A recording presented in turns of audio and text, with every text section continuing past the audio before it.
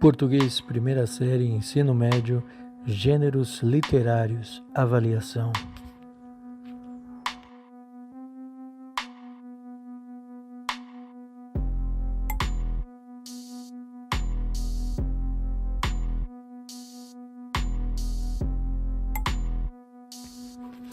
O soneto é uma das formas poéticas mais tradicionais e difundidas nas literaturas ocidentais e expressa quase sempre conteúdo, letra A, dramático, B, satírico, C, lírico, D, épico e cronístico.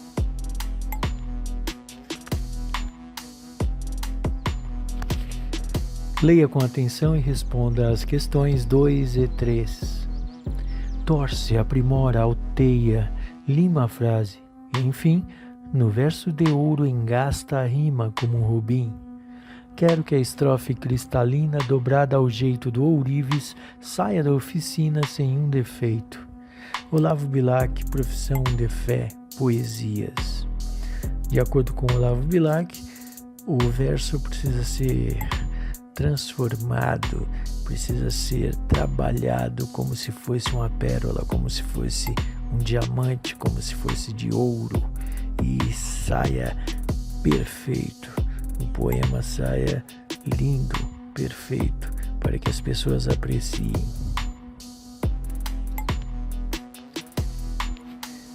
Nos versos acima, a atividade poética é comparada ao lavor do ourives, porque, para o autor, A poesia é preciosa como um rubi. B, o poeta é um burilador. C, na poesia não pode faltar a rima. D, o poeta não se assemelha a um artesão. E, o poeta emprega a chave de ouro.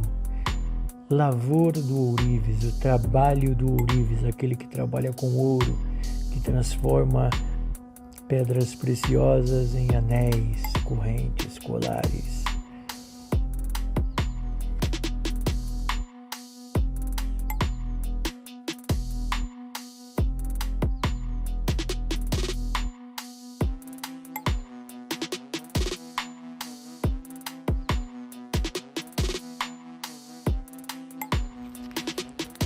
Pode-se entender do texto que, para Olavo Bilac, o ideal da forma literária é A, a libertação, B, a isometria, C, a estrofação, D, a rima e a perfeição.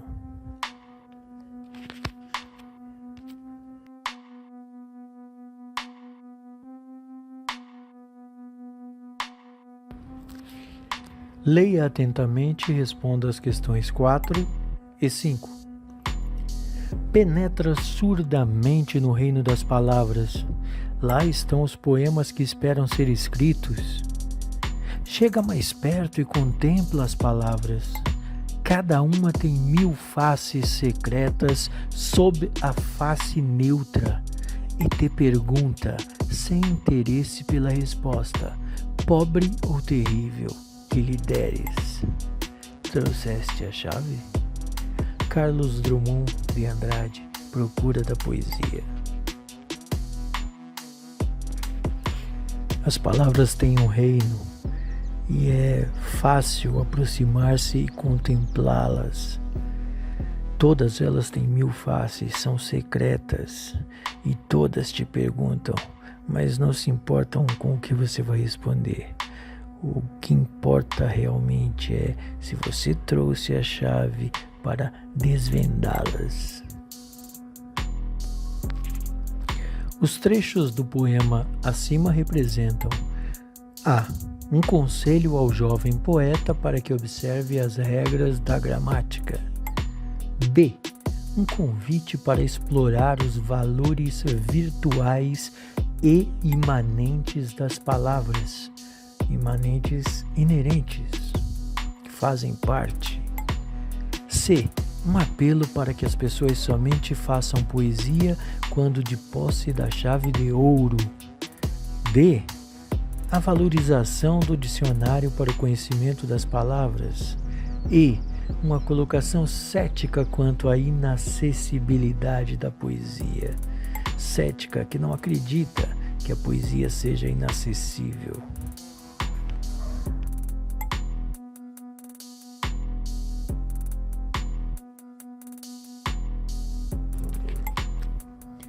Poesia do Tempo, Carlos Drummond de Andrade. O equívoco entre poesia e povo já é demasiadamente sabido para que vale a pena insistir nele. Denunciemos antes o equívoco entre poesia e poetas. A poesia não se dá, é hermética ou inumana, queixam-se por aí. Ora, eu creio que os poetas poderiam demonstrar o contrário ao público. De que maneira? Abandonando a ideia de que poesia é evasão e aceitando alegremente a ideia de que poesia é participação. Não basta dizer que já não há torres de marfim, a torre desmoronou-se pelo ridículo. Porém, muitos poetas continuam vendo na poesia um instrumento de fuga da realidade, ou de correção do que essa realidade ofereça de monstruoso e de errado.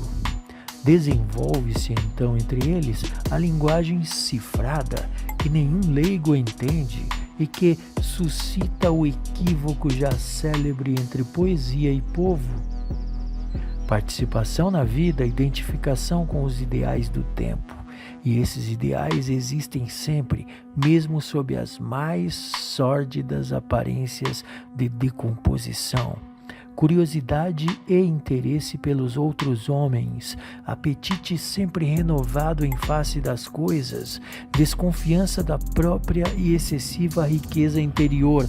Eis aí algumas indicações que permitirão talvez ao poeta deixar de ser um bicho esquisito para voltar a ser simplesmente um homem.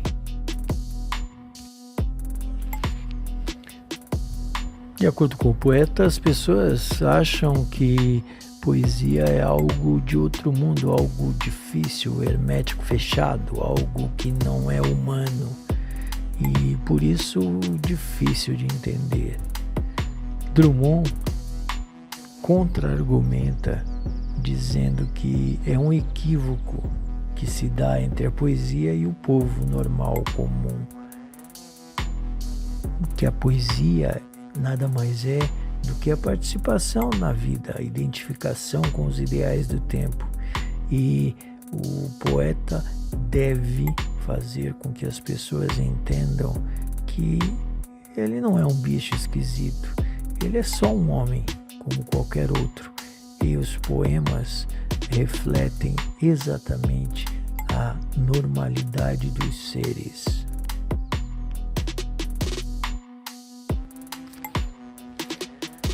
Qual a acepção de hermética? O significado da palavra hermética. Letra A, estética. Letra B, difícil. Letra C, ambígua. Letra D, ética. Letra E, impenetrável.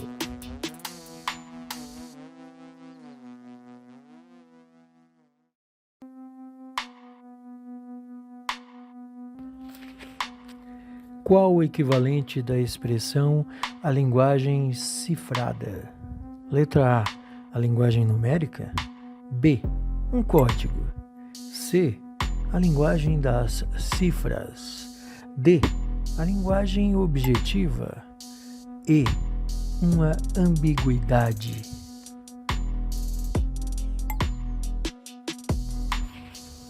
O autor contesta: A, o leitor e a poesia.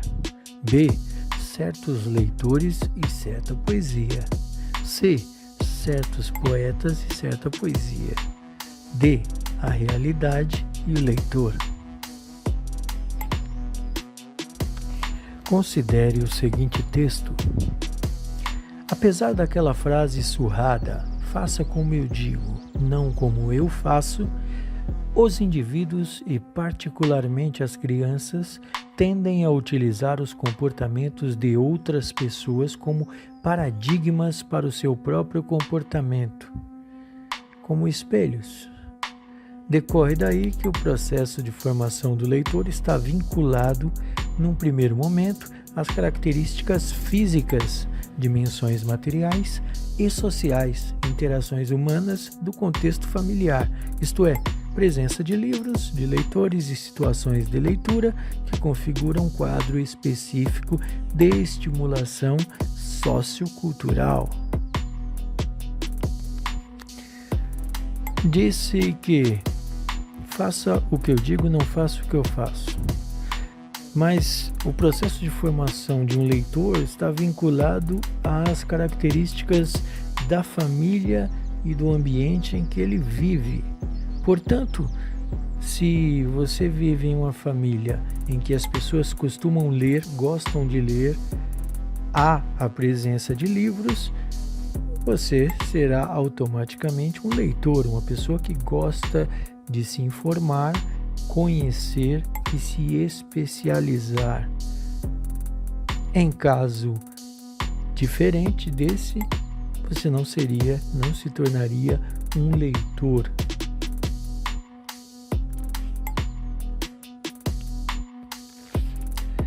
Todas as alternativas estão de acordo com o texto, exceto letra A. A aprendizagem humana ocorre através da observação do comportamento de outras pessoas. Letra B. Os estímulos encontrados no meio sociocultural são os responsáveis pelo processo de formação do leitor. Letra C. A frase "faça como eu digo, não como eu faço" explica grande parte dos comportamentos da criança. Letra D. A atitude positiva diante da leitura, ler, gostar de ler, etc., depende dos incentivos do ambiente. E o contexto familiar é responsável pela tarefa de formar o leitor. Há apenas uma alternativa incorreta. As outras 4 estão corretas. Você vai assinalar a que está incorreta.